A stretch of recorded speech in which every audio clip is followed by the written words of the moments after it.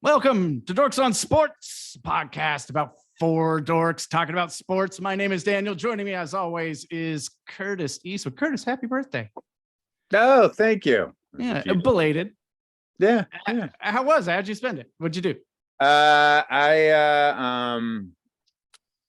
wife had a whole itinerary of plans for us to do as a family that was set forth in motion before the wild card playoff series was set. So I spent the majority of the day going to swim classes with my kid, going to the children's museum Fun. with our child as a family.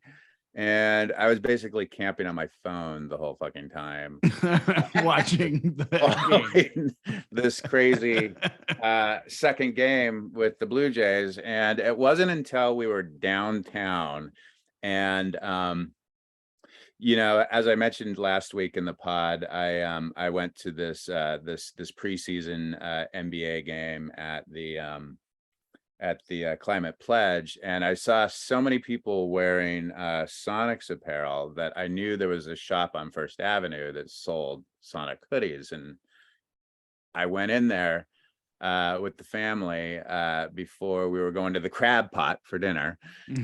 And I think when we left the Children's Museum, we were down something like 8-1. 8-3 or something like we got to 8-5, and I was thinking like oh, okay, we're in it. They're going to make this a little interesting, Yeah. and give it a go. And then when I got into the sporting apparel shop and looked up at the TV, it was 9-9 in the 8th, and I just looked at Heather, and I'm just gonna go like, yeah, you're gonna have to do something with Henry for a while, because I'm not leaving the store until this game's over. And so yeah, that was my birthday. And we Can I tell you, I also celebrated my birthday on Saturday. My mother was her birthday is 10 days after mine, so we split the difference and celebrate our birthdays together. And so I celebrated on Saturday, I was pretty bummed when it was like 8-1. I was like, oh, we're going to have to go into 3 games. That kind of sucks. And then it was 8-5. And I started thinking, Team of Destiny, we're in this thing. I disappeared from my own birthday party. I took the pizza that we had ordered and I hid in a corner of the house. I couldn't do it. I couldn't do anything but follow the game. And so I had the radio call on and I was following the game cast on my phone, but the phone was ahead of the radio call. So I knew that we had won before Rick Riz announced it on the radio call, but that was really fun. And for me, that was a really great memory. And if the Seahawks or if the Mariners end up doing something, in the playoffs, that's going to be a fun memory for me. Just sitting alone with pizza all over my phone. My family's going, where the fuck did he go?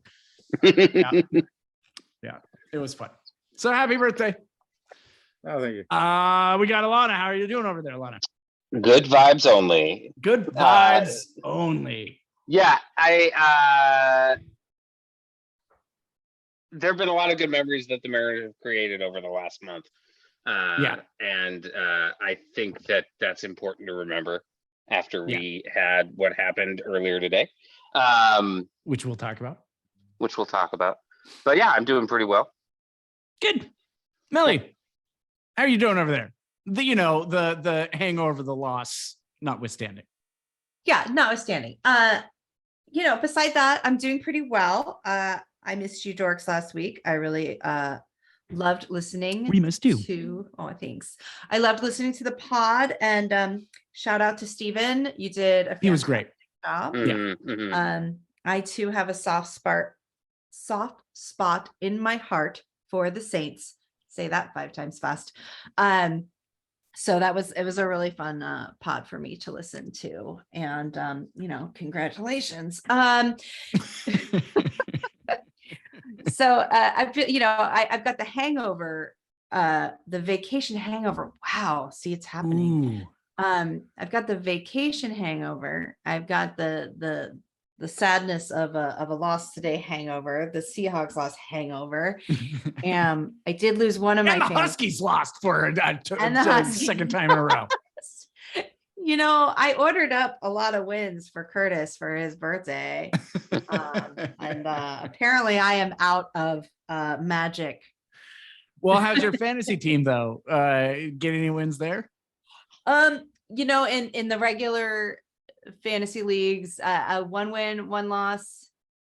But in the guillotine league, you know what? I threw a lot of money to get Derrick Henry after the first chop happened, and that has paid off in dividends. I had the highest score in the guillotine league. Nice. Yeah. Thank you. Sorry about a host of others. Sorry about Penny. I know you're going to have to find a replacement. And Penny, you're in our heart. You're doing really well, and it's just heartbreaking to see him, lose another season. I had a shiny penny that went with my pocket locket, and yeah. Well, so the Seahawks go into New Orleans and find themselves in a shootout that they were on the wrong side of. But I thought it was a really entertaining game. And here's the thing about rebuild seasons. Like, if we're going to have a rebuild season and we're going to lose a lot of games, at least make them fun. And I think these Seahawks games are really fun. I know I'm a homer and everything, but I think the Seahawks might be the most fun team in the NFL right now, at least on like an entertainment sort of level, right? They're putting together really fun games. And that offense is high flying. Geno Smith is not slowing down. I know like there was the story of, yeah, sure, Geno had a really great game against Detroit, but Detroit's got the worst defense in the league. Okay, well, he goes up against the top 10 defense and lights them up. In fact, I wish we could have a replay. I wish we had like the technology and the production values in this podcast to like put up the replay. But there was that touchdown to Tyler Lockett, that 50-yard touchdown beautiful to Tyler Lockett, where Tyler got in like right behind the safety, and Geno launched it and just put the ball right in front of Tyler where only he can get it. Touchdown. If you just show that play from when the ball leaves Geno's hands, you would think that was Russell Wilson throwing that football. That was a perfect moon ball that we've seen from Russell Wilson a million times before. And Geno Smith has been doing them all season long. Unfortunately, Geno Smith also looked like Russell Wilson in the fourth quarter when he took that 18-yard sack. So just saying, also looked like Russell Wilson then. But man, no, Geno Smith looks really good. I'm sorry to see Penny go out, but Kenneth Walker came in and had that 70-yard touchdown of his own. He's going to be raw. I don't think he's going to be, as, what do I want to say, perfect as Penny was in hitting those holes. I think we're going to have some, rookie stumbles here and there, but he definitely has a big playability, and I'm really looking forward to seeing what he can do. I'm really sad that Penny is out for the season, but I think the Seahawks have a strong backfield. You got Ken Walker and DJ Dallas and Travis Homer, and I think all of those guys can pick up the rock and go, especially with somebody like Geno, making the calls and doing the audibles and stuff like that. But I wanted to, throw it out to you. What was the good, the bad, and the ugly? Curtis, I'll start with you. What do you like? I think my favorite thing in this game was the way Geno Smith responded to criticism that he put up all these fancy numbers against a lousy defense, and he completely lit up a top 10 defense that is actually supposedly better against the pass than it is against the run. I thought Seattle was going to run the ball more against the Saints just because the numbers were showing analytically that it would be better to do that. And he torched him. And, he had 3 touchdowns He completed over 70% of his passes again.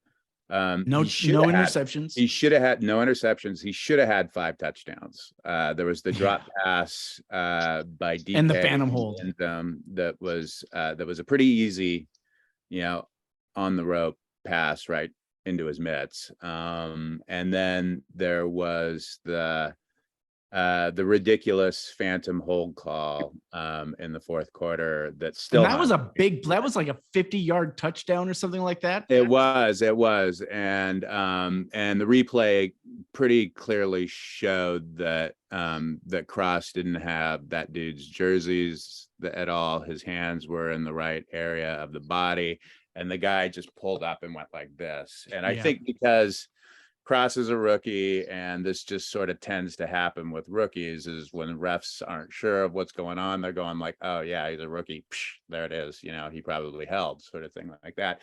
And, there's a whole bunch of reasons why Seattle lost that game that doesn't involve that play, but that was like a really critical, unfortunate call.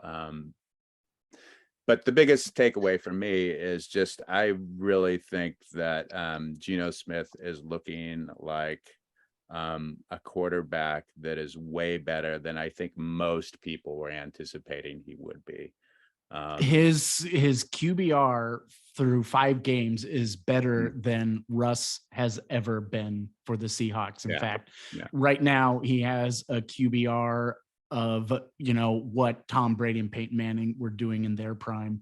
Again, it's only 5 games into the season, but I also feel like 5 games into a season is enough of a sample to say that this isn't a one-off thing, that this is pretty consistent. I mean, his QBR hasn't fallen below 55. And that's really good. I think his QBR is like 74 right now. It's just behind Josh Allen, Patrick Mahomes, and Tua. And he looks pretty poised and confident too. And, he does. And his mechanics are sharp.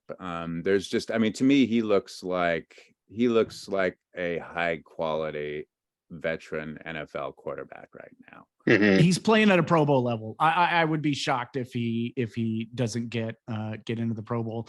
And if he keeps playing like he does, he might get the thing that's eluded Russell Wilson, and that's an MVP vote. So he's for sure getting comeback player of the year. Yeah. Yeah, he's already iced that. If he sustains this throughout the whole season, I'm anticipating that there's going to be that buzzsaw game where it's going to be a tough one for him. But if in the whole trajectory of the season, when we look back and we see this sort of sustained performance, what a wonderful gift for Seattle to have. Really, at that point, Seattle has to sign him to a long-term deal, right, Millie? Sure. Yeah. Sure, of course they do. He looks amazing. And yeah, it's been 5 games, and knock on wood, you never know what's gonna happen. Right. But I think absolutely. He just had a birthday, and he turned like what, 32? 32. Yeah, just turned 32. So he's not too old for a decent contract. For a quarterback that's well in his prime. Yeah, absolutely. He's got lots of years. And I think there is a little bit of sort of with him, in that so many people thought we would have to go after that first pick quarterback. Mm-hmm. Like, it's time for that fresh quarterback we're going to develop, yada yada. But instead going like, wait, if we don't have to do that, if Geno Smith is as good as he looks right now, then oh gee, what if we, I don't know, got an even better defense? Those first I think defenders.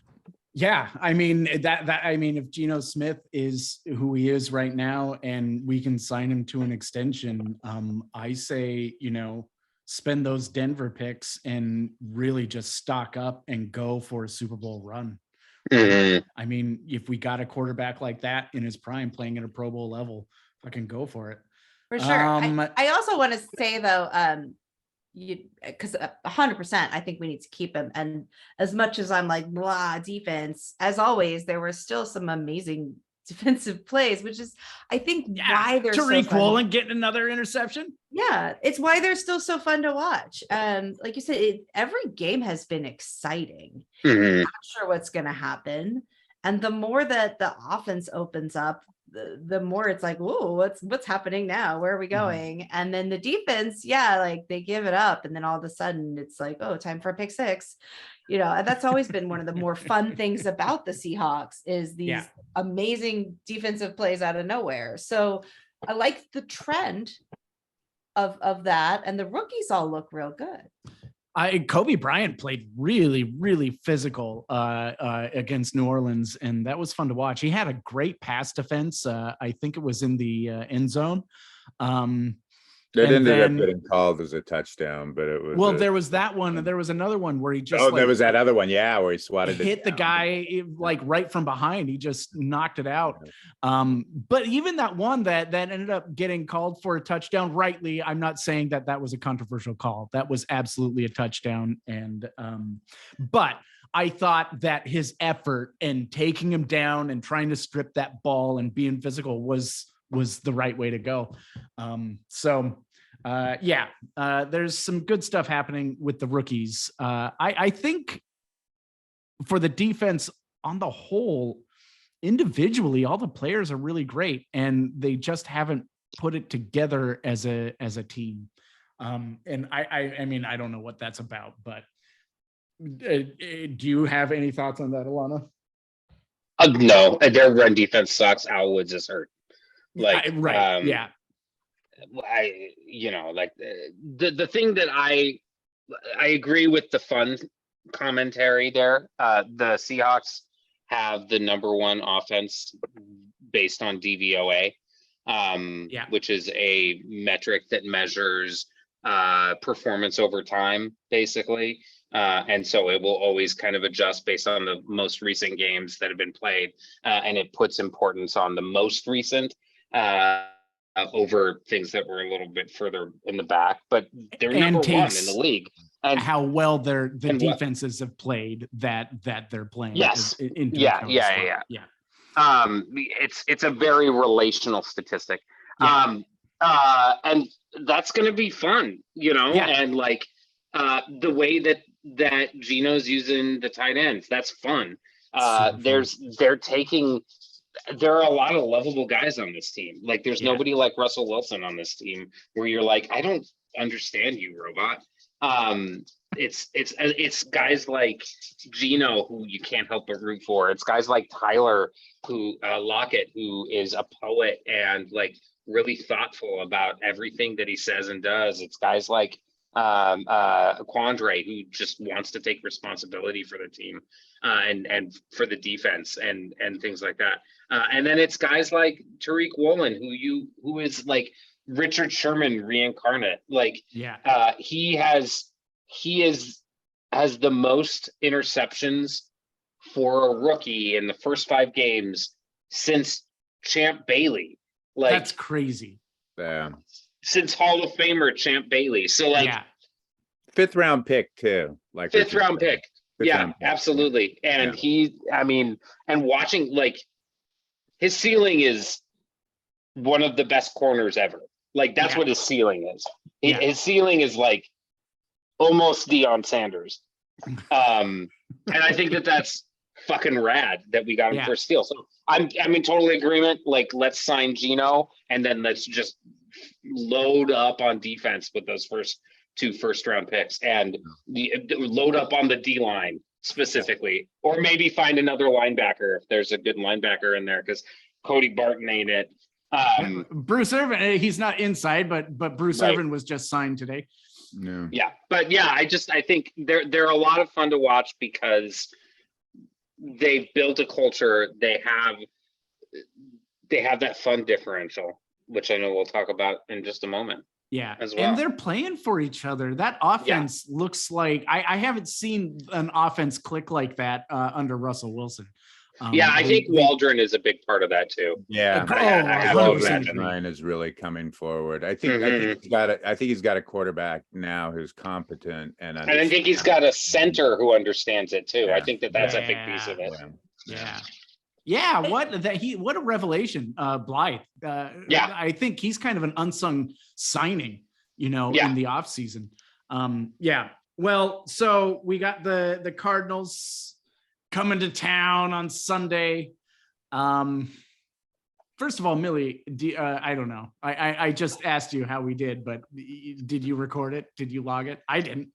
I was just before we I started did. recording, I was trying Alana's to got it. remember. Great. Yeah. So Curtis, wrong. Pick the Hawks 31-27. Daniel, wrong. Pick the Hawks 34-30. Allie, wrongest. Pick the Hawks 35-10. And Steven, in a homer move, picked New Orleans 26-24. So Steven, and then Millie, I think you changed last minute and You were gonna pick the original- Saints, and then you changed to the Hawks. and then I think she did. realized she said that on my birthday and was just like, oh, I'm gonna switch it to the Yeah. Seahawks. So, I- there's sentimental reasons. she, Listen, like, I like screwed Millie's herself. optimism that the Seahawks defense was going to have a miraculous turnaround. Yeah, let's be clear about how this happened. I made my pick and it was the Saints. And on Sunday morning, with my Mariner Glow hangover, I was like, you know what?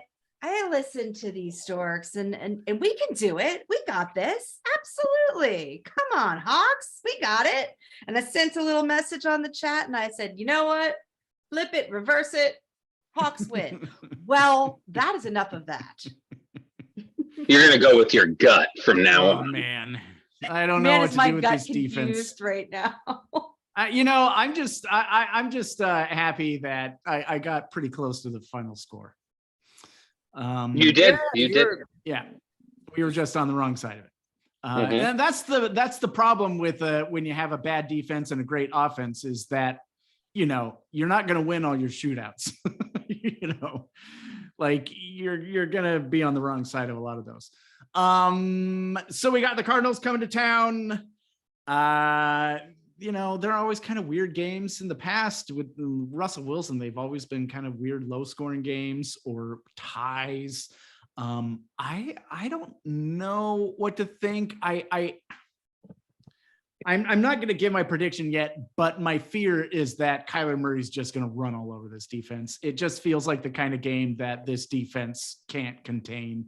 But I also think this offense, again, is going to put up a crap ton of points. It looks a little bit like Geno is kind of immune to pressure because he can actually get the ball out. So it's probably going to be another shootout. I'm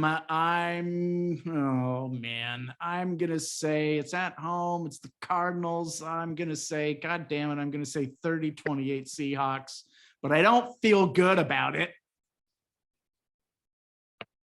But I do think this is a team that's going to go, win half of their games. And, it's hard predicting a team like this because they're going to have like a game where they just destroy like a really good team. And then they're just going to lay an egg against a really bad team. And I don't know. Curtis, what do you got? Who did you pick on that one? I got Seahawks. At what score? 30-28. I don't think that's a bad thing. The Cardinals, I'm just kind of looking at I'm looking at defensive ratings right now, and and what I'm looking at on the lineups webpage, I guess, for lack of a better word. Seahawks have the second worst defense in the league, and it looks what Detroit has the worst. It looks like Arizona is right there at 28. So they're not that okay. That's a great game they can shape win either. Yeah. So both teams are sitting at 2 and 3 right now, Yeah. tied in second place for the division. And Seattle's at home. Seattle's got the much better offense right now and better coaching. I'm picking the Seahawks in this one, and I'm gonna say Seahawks. I'm gonna say Seahawks 31, Arizona 27. Close to your score. Yeah. Just feels like it. Just feels like that kind of game. I'm gonna say it again. I think that there are signs of life on that defense. If they could just make a few more tweaks and adjustments to it. And there were a couple frustrating things of, they actually had them on 4th down and then had a dumbass, neutral zone infraction or something like that gave him, free 1st down. There was a lot of that shit happening. There were some good plays on that defense. And then there were some plays where, they let Taysom Hill do whatever he wanted. No, God. Yeah. That was terrible. Alana, what do you got? I think that Kyler's going to run on us, but I think it's important to remember that Taysom Hill is a backup or you're not going to have a QB spy on Taysom Hill like you're going to have on Kyler. Sure. Just because he's not in on every play, and that switch out is not necessarily something that can be easily executed. So I think he'll get a lot of yards, but he'll also get stopped, unlike Taysom Hill. And I think y'all are crazy thinking that both of these teams aren't going over 40. What have we seen the last 2 weeks? These defenses blow a hole, and the Seahawks offense is hot. So I'm going 48-41 Seahawks. Yeah, it's going to be more like the Detroit game than the New Orleans game. I know. That Alana makes a great point. Yeah. Millie, what do you got? Did you say 48-41? Yes, I did. Awesome. Another one of the highest scoring games of all time. Maybe it's scoregami. Yeah, maybe it's scoregami. Maybe. Change it to 49-41. I'm sure. That's I'm gonna give me a second because I want to call a score. I want to shoot my shot. Go ahead, Millie. So, I am very torn on this particular one, just because both teams have really similar weaknesses. Mm-hmm. So far this season, the Cardinals' first half has been abysmal as far as scoring. So that's really helpful. So I went to the sources I usually go when I'm waffling, and all of the, sports betting and whatever. I mean, it's like a 3.5 point. Seattle's the underdog. That's nothing, right? What's going to help me? So I'm looking at this, and since realignment in 2002, when they both joined the NFC West, Seahawks lead 22-17-1. Not helpful, right? They've split the season series each year for the last 3 years. Always winning on each other's fields, right? That's the other weird thing. Yeah, I know. And Kyler Murray is 2-3 against Seattle. There's just nothing to give me anything except the Cardinals are 6-2 in Seattle. Yeah. Playing against Russell Wilson, not Geno Smith. Right. Which could be a determining factor too. I don't know which way to go. But go with your gut. Well, I can't trust my gut right now. I'm so used to being able to do that, and I just can't. And only because you all pick the Hawks am I going to pick the Cards, just so I can be right. Somebody has to be wrong. But I do agree it's all about the over with this game. I think it's a high scoring game. I don't think I'm going to go quite as far as Alana. You're crazy. 48-42. That's mine. Adjust it, because that's scoregami. Go ahead. Oh, awesome. I love it. I have something about that too. So, so I say it is a 36-33 Cards. That long field goal they missed last week, they get this week, and they take it. Yeah. I did want to tell you, because you all were talking about scoregami, that there I was in Sedona, far, far away from Hawks fans, and it was amazing that people knew about scoregami. Like they were like, oh my God, scoregami. The Seahawks have more scoregami than any other team. And I was like, what? And this guy told me he follows a Twitter. And I know it came up on the pod. He follows a Twitter and he had learned that. There's a scoregami Twitter. Yeah. Mhm. And That's apparently the awesome. Hawks have like I think it's just, is it scoregami? I And it's a bot. I love scoregami. I don't know. Mhm. Yeah. So Yeah. just to be contrary, I'm going 36-33 cards. Well, I mean, it is weird that, the past few seasons, these teams have split it just in each other's stadiums. Yeah, I don't know. It'll be an entertaining one. Say what you will about Kingsbury and Kyler Murray. They do put on fun shows to watch. Even though I have zero faith in Kingsbury as a coach. I really don't know what he's doing there. I don't have any faith in Murray as a quarterback, to be honest. Well, that's I think he's. Yeah. He's a little NFL gremlin. Like he just runs around and like, you can't catch me.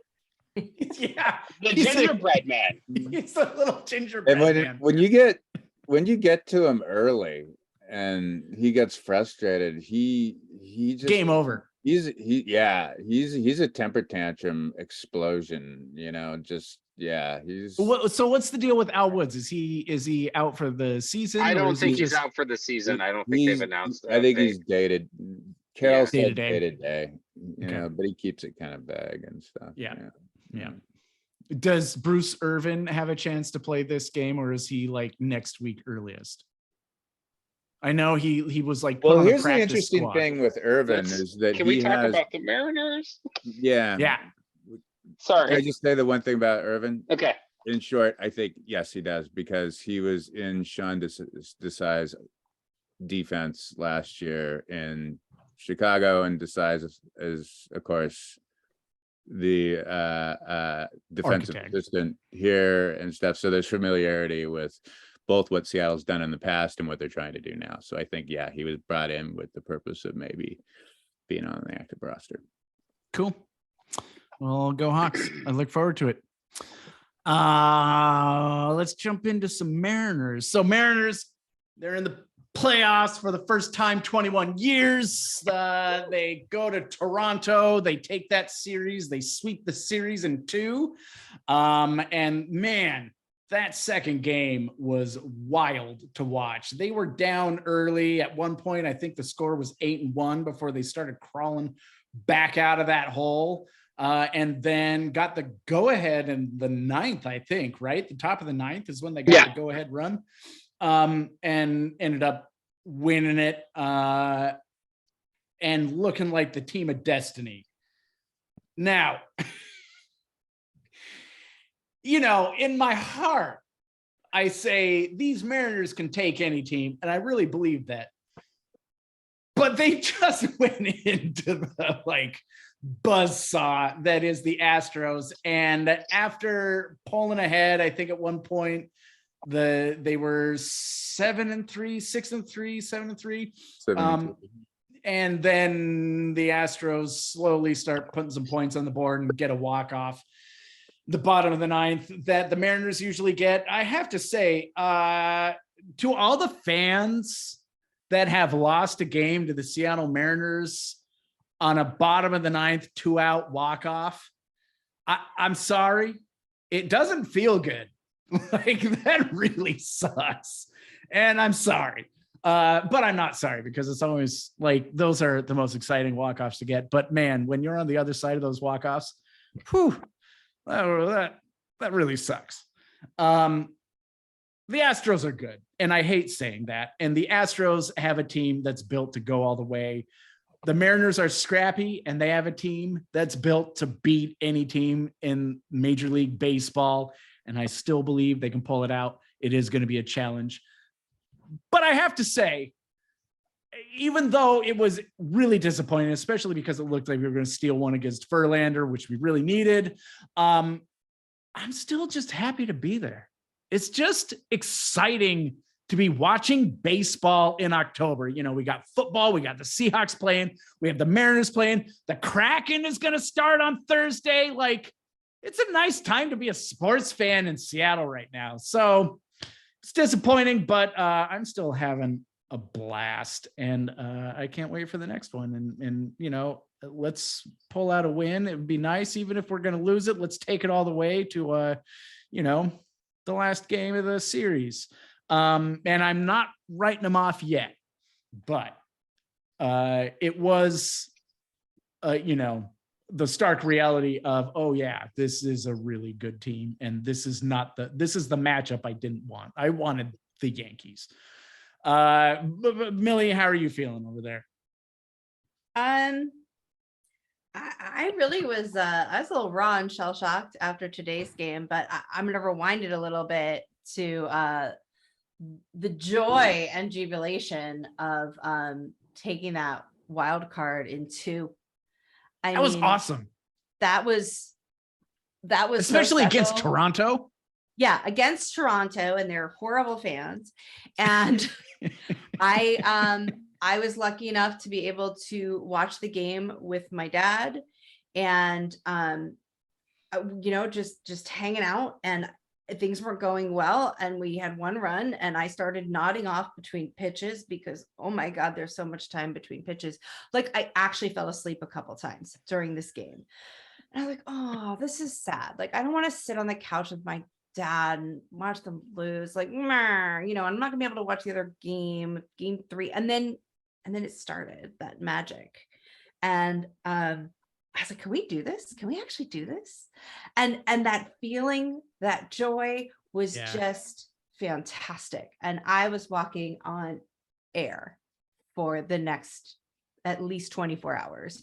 After which I spent all my time trying to figure out when the next games would be, what time they would be, what days they would be, just like everyone else, only to learn that, you know, not surprisingly, East Coast bias means that people who live in the city that has not been to playoffs in how long can't watch a game. Can I just say, these playoff schedules are awful.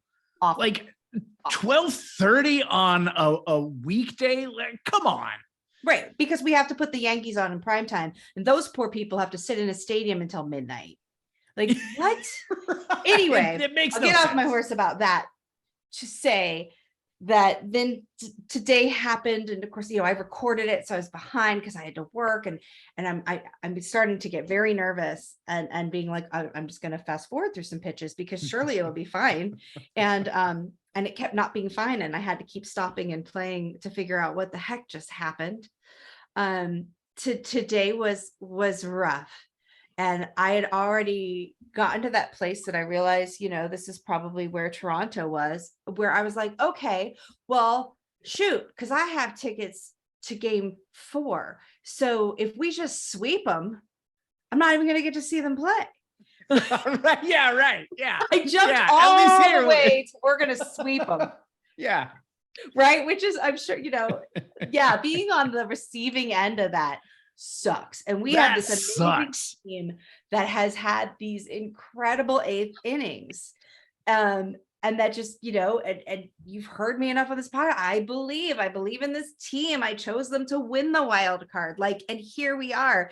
And all it took was a couple of things going wrong for me to be like, this is horrible. We're horrible. And then, you know, you just sort of have to remind yourself, like, no, this is what happens to other teams. We usually know that we've lost early on, and then we come back and maybe we even win. But this time it didn't happen, and that hurt. But I'm getting over it, and I'm getting excited for Thursday. And it means maybe, just maybe, I'll get to go to a playoff baseball game. The Astros ain't gonna sweep us. You can count on that.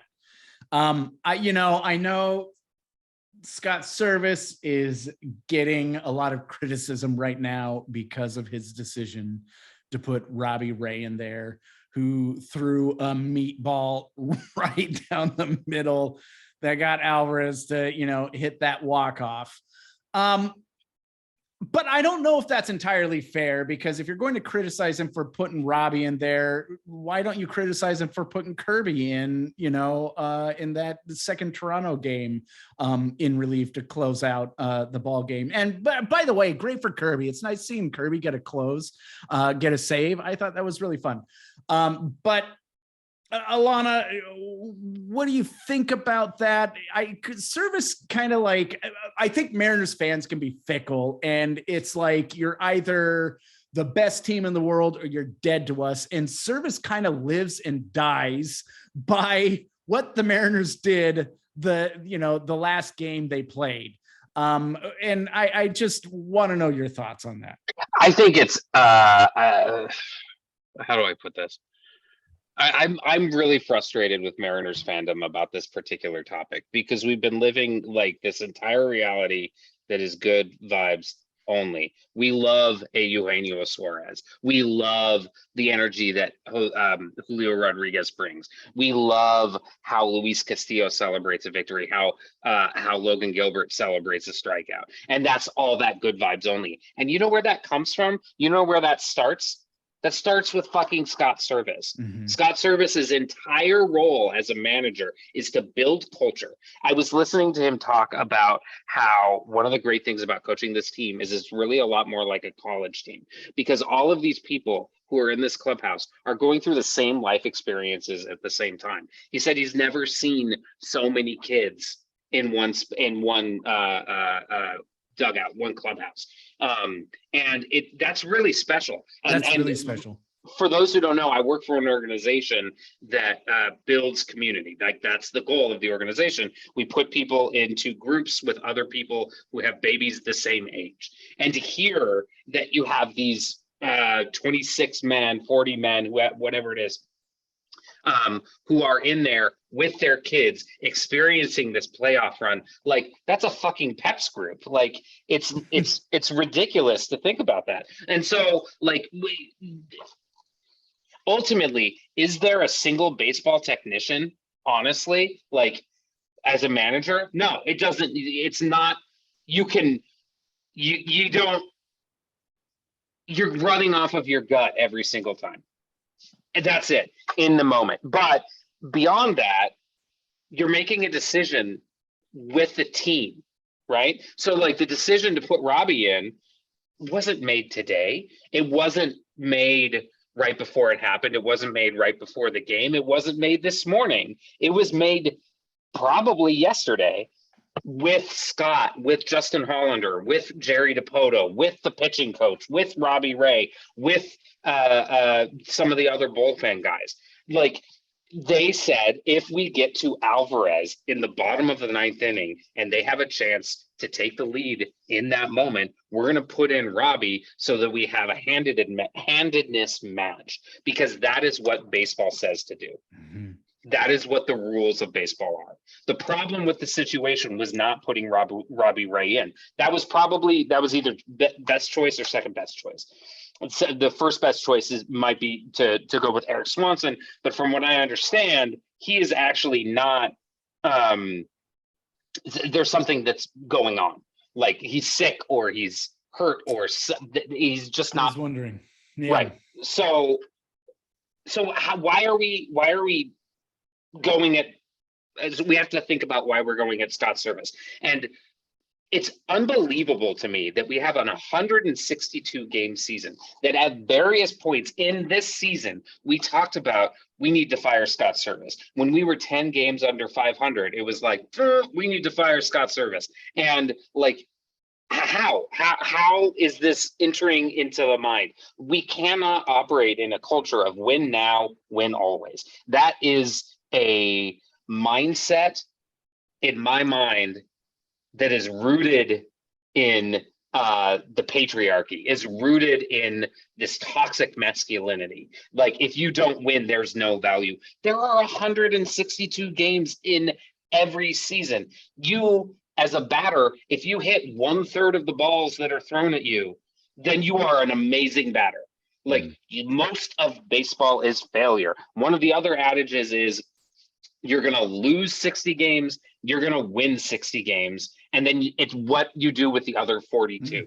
in the Yeah. season. Like Yeah. the 116 win Mariners broke that, by 10 games. Like, and that's the best winning season of all That's a time. giant anomaly. Right. The Dodgers who just did that, who won 107 this year, like that's still right at that number. Like they maybe lost 56, right?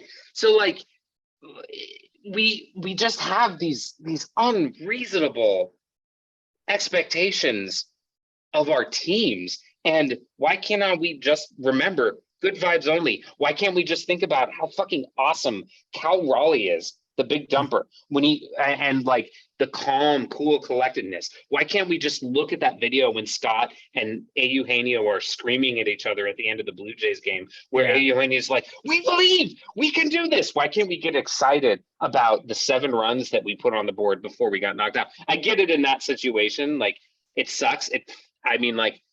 I will say, I was standing outside my kid's fencing class, watching on my phone, and I saw him groove that pitch, and I was, and then the minute he smacked it, and I just screamed out "fuck" as loud as I could, and like I transitioned through all of that emotion. You know what? I was having 100,000 heart attacks. I was having a heart attack with every single pitch, and then the game ended, and it was like an explosion of fuck.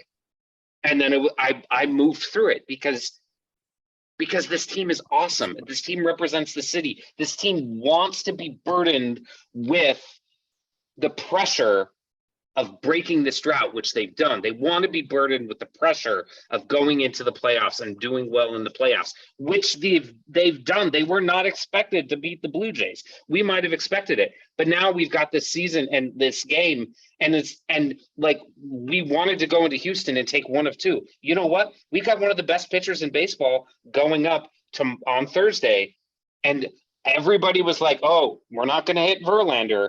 Like, would it have been great to come out of Houston 2-0? Absolutely. But that wasn't the goal. That wasn't what we were aiming for. Yeah. Yes.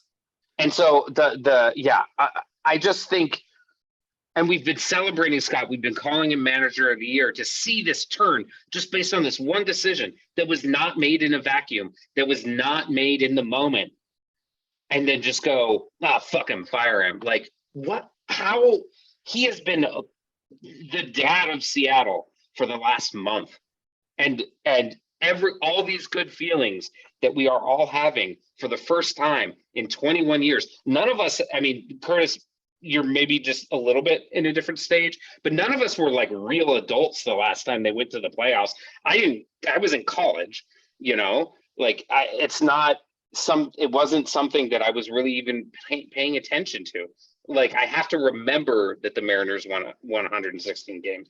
It's been that long that now they're inviting us in and they're giving us something to care for. Can we celebrate that? Can we not sit in the "what have you done for me lately? What have you done for me today?" and look at the fact that there's still more to win and there's still more opportunity to have a great season, and that this is their first time there.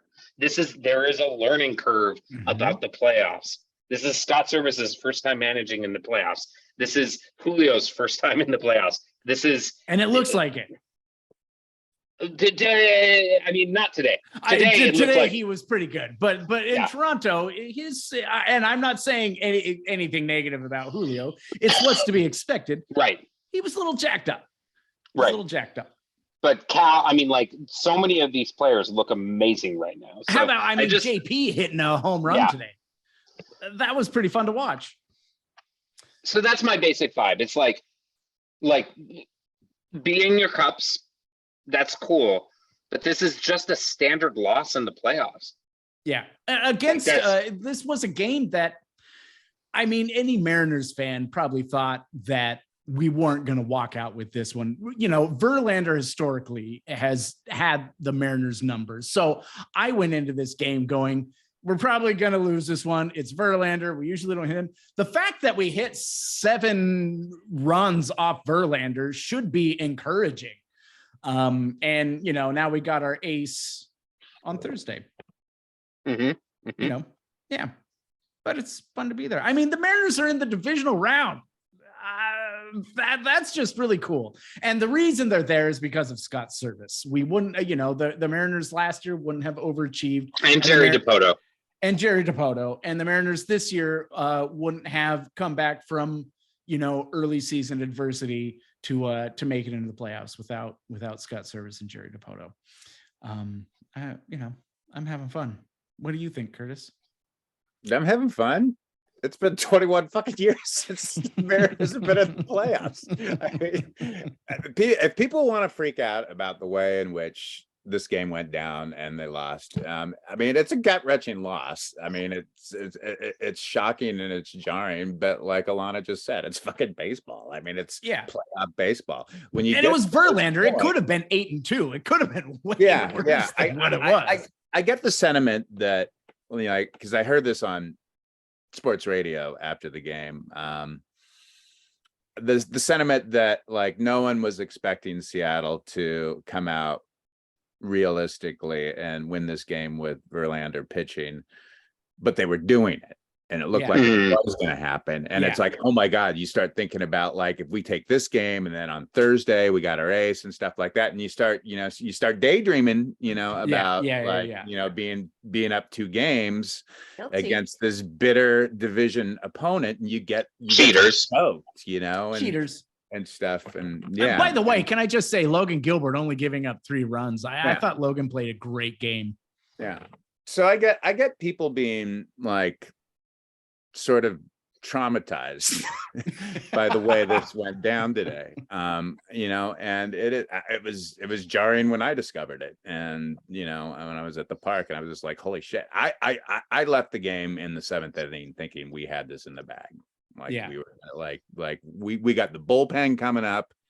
Our bullpen's awesome. We've got this one. The Mariners are at their best in the 7th to 9th innings, I think. Yeah. My chiropractor thought we won. I came in, he's like, we won, right? And I was like, no. Poor Dr. Steve was like, what do you mean? He's not a doctor. I do want to say, and we touched on this a little bit in the last pod, but I went grocery shopping right after that loss, and I'm decked out in my Mariners gear. And it was really nice, even in a loss, going around the grocery store and other people going, oof, tough loss, man, right? And making that connection. I just love it when a team is in the playoffs like this and they have captured the heart of a city like this Mariners team has. And you're just making all these instant connections with strangers, even in a loss. I think is pretty special. Yeah. We got another one Thursday, and it's at home, right? It's in Seattle. No. Thursday it's in Houston. I'm going Saturday, which I'm excited about. Nice.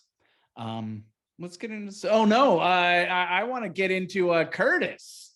Was on an episode of the Seahawks new documentary series, The Sound, where they interviewed Curtis kind of about his relationship to Seahawks fandom and then just Seahawks fandom in general.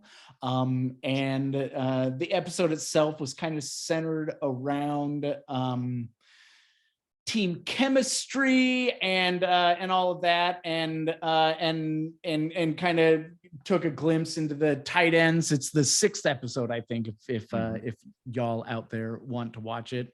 Curtis is featured as a talking head, and then got some shots when we went to see that Atlanta game, which was pretty fun. Got some shots of Henry there too, which was a lot of fun. But Curtis, I just I kind of wanted to get your perspective on it, what you thought, how, did you have fun? How'd it go? What was it like? Yeah, it was a lot of fun. It was fun being at the game and being taped with you and my family. It was a jarring honor when I was asked to be a part of this. I had a bit of an inside source, a friend of both of ours, actually, Nathan Fisher, who used to be involved in the film and theater locally, is now working for the Seahawks in their film department. And he knew of me Bless as a you. longtime Seahawks fan and asked if I would be able to lend my services to this and my perspective. And it was just, it was fun going into the studio and talking about the origins of me becoming a diehard 12, which all started back in 1983. The first year they made the playoffs. It was a very Cinderella story, kind of like the 95 Mariners. And from that point forward, that was just team number one for me. And each passing year, I seem to love them a little bit more. I loved them all the way through the 90s when they were a struggling team before Holmgren came in. And it's just, yeah. And I just shared my perspective of why I think that they have had this very loyal, diehard following in the region. And yeah, it was good. I encourage people to watch. All the episodes are great, and it's a really cool idea that the organization has done to create this docuseries, and then bring in different players. There's one episode about Pete Carroll, and it's a nice insight, and I think it's creating a cool connection to the team. It reminds me a little bit of in 2011, 2012, when Mike Robinson was doing his own YouTube videos where he was taking you into the locker room and he was talking to the players and, doing the locker room antics. And I believe that program, whatever you want to call it, that he created, that sort of like inside the locker room where he got an insight into these guys. I think that's what captured that team's imagination into the fans of Seattle. That's what made that team so kind of mythical and legendary, and we were able to connect to all these different personalities, is because we got like an inside connection into that. And I think the sound has the potential of doing that as well. Yeah, Mike Robb personalized the Seahawks. Yeah, a lot for doing that, and we got to see Marshawn interacting with fans, and Sherman and Bennett and all these guys that were just such huge personalities. And in football's different. One of the distinctions I feel like with football from like baseball and basketball is because of the helmets and everything. Like we don't often we almost kind of see them more as like, medieval knights or something like that, like we don't really get the personalities of players. Back in the day we didn't so much, but I mean, even still, it's funny when I see a player without their helmet on and I go, oh, that's what he looks like. Like you just have a picture in your mind's eye because they're wearing a helmet and you see their number and everything. You don't really know what they look like, and then you see a picture of them. Yeah, and he looks like they look like Richie Cunningham or some shit like that. Right. Like, yeah. But I wanted to talk a little bit. Oh, go ahead, Millie. I just say in your episode, which is just so fun, is that they also are featuring sort of the relationship with the tight ends. And on that note, with the helmets off, especially our three tight ends, I'm always like, who is that? Oh, okay. That's, like Uncle Will sporting that Top Gun mustache. And then of course you've got Uncle Will, and they're such characters, all three of them. And it was really nice to see them sort of that moment where they welcomed Fant to the club. He's in that episode. And it's all those things that we love about the Seahawks and their culture and their care for each other that we seem to see growing even more now with this latest team. And then to have Curtis, who we already love, with his golden voice, like getting in there. I gotta tell you, Curtis, I just loved every moment of watching that. I loved listening to you. I loved listening to your history and that you got to share that. And anyone who listens to this podcast or reads your blog, 12 I flat, hope yeah. that they catch it, because it gives that voice that I hear when I read your blog as well. So I'm just an extra plug to go watch it if you haven't, and to say that I think Curtis fits in with that culture beautifully.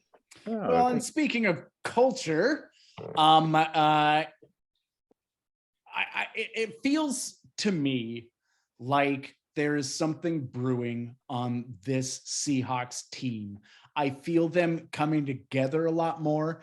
I see them communicating a lot more, but in more vulnerable and emotional ways. It seems like this offense is connected way more than it's been, in the past years that Russ has been leading them. But the offense specifically is what I'm seeing it out of. But I can see the defense holding themselves accountable, and that was, to me, the X factor of that LOB team. It was that love that they had for each other, that chemistry and that culture that was built, and that the leaders exemplified and encouraged. And I can see that brewing a little bit on this team. And it's something, we just talked about in this pod that we're seeing on this Mariners team. It's this culture, it's this brotherhood, and these people who are playing for each other. And I kind of wanted to talk about that a little bit. Alana, what are you seeing? Is it important to winning? Is that the kind of X factor that can take a team from, the outside of the playoffs to push into the playoffs, or who are a contender that can get them to the Super Bowl? Sure. Yeah. I mean, I think culture is the most important part of it. And we have coaches in this town who are culture builders. I mean, from Carroll to Service to Brian Schmetzer for the Sounders. I don't know as much about Noelle Quinn on the Storm, and she's a different kind of coach, just because she's so recently off the floor. And the guy I also don't know enough about the Kraken coach, but like creating a culture, creating a room filled with accountability, like that's the only way you win in my mind. Like and I don't want to win another way. The reason I watch sports is because I want to connect with the people who are playing it. I want to connect with the people who are watching it, and I want to like who I'm watching. That's why it was hard last year with Russ. Like I was watching him and I was like, what's wrong with this dude? Like what, like who is that? Like, why is he so corny? He's so cheesy. He's so much a robot. How can I like be in this space? That's why my favorite Seahawk of all time is Doug Baldwin. I don't know why I said, yeah, like that dude is a good dude, and like that's really what it's all about. And for me, like I look at Eugenio Suarez, and I'm like, that is a good dude. I look at Jose Jay. I'm tired. J-Rod, and I'm like, that is a good dude. I look at Cal Raleigh, and I'm like, big dumper, just dump it all here. Like, come on. These people, they're lovable. And that the LOB was lovable. Yeah, that's the reason I want sports. Yeah. I'm the same way. That's the reason I love sports. And I think when you get a team like that, it can capture the heart of a city that the Mariners are doing, that the Seahawks did 10 years ago.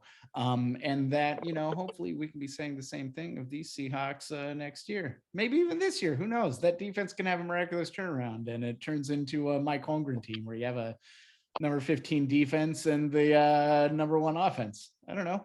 We've already got the number 1 offense. Let's do it. Let's do it. Should we get into some dorking? Yeah. Let's get into some dorking. I'll start. I've been watching the last season of Atlanta, and it's even better than the seasons that came before it. And I'm going to be really sad that it's gone. I think it is absolutely fucking brilliant, and it just keeps getting weirder.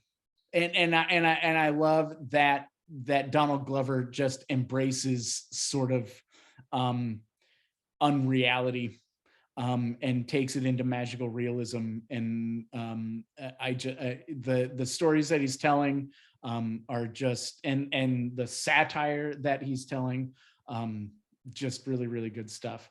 I can't wait to finish it, because I think I think it's going to have a really strong ending, and that's probably very affecting. But yeah, good stuff. Donald Glover, you're a fucking genius, and I will watch anything that you do. And also, Donald Glover, please do the Community movie, because Community, they can't do Community without you. So please just do the Community movie for me, just for me. If you're listening to this, Donald Glover, are you listening to a podcast about Seattle sports? Do the Community movie. Millie, what are you dorking out about? Well, I'm gonna go real quick because I know we're getting kind of short on our time, and I'm gonna say that I have started watching The Midnight Club. I don't hate it like Midnight Mass. I'm enjoying it, but I'm still not entirely sure what it is. And I'm halfway through it.